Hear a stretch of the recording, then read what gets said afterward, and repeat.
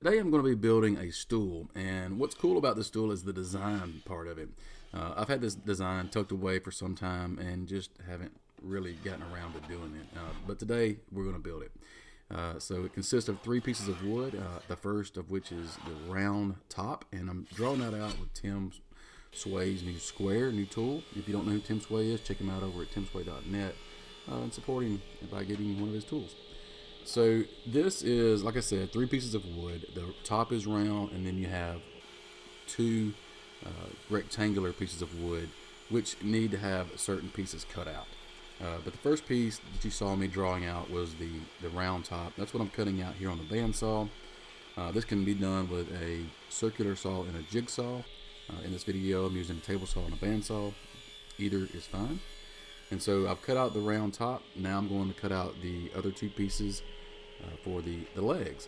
And so the first step in this project is to cut out the different parts to where the two legs can just slide together. So in this whole design, there aren't any fasteners. You don't use any glue. You can use screws and glue if you like to kind of hold it in place more securely, but the whole design aspect of this project is to be able to put it together, knock it down, and just go with it. If it was scaled up to like a table, you can knock it down, store it under a bed or along a wall, or somebody that is moving quite frequently, or a student or something like that.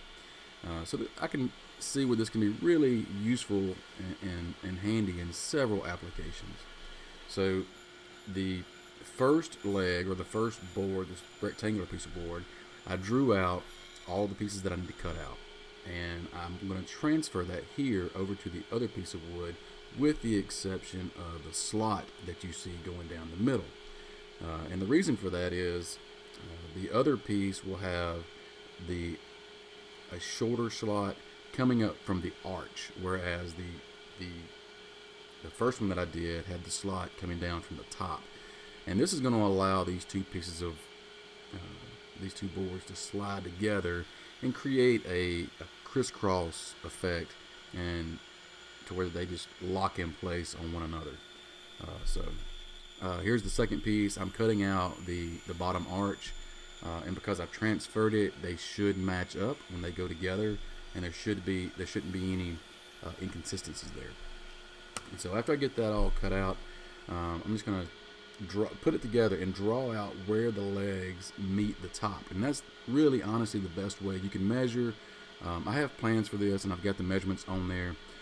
But as far as getting it accurate, I recommend just putting the legs together like so, and drawing out where these so-called through tendons are going to be going through the top.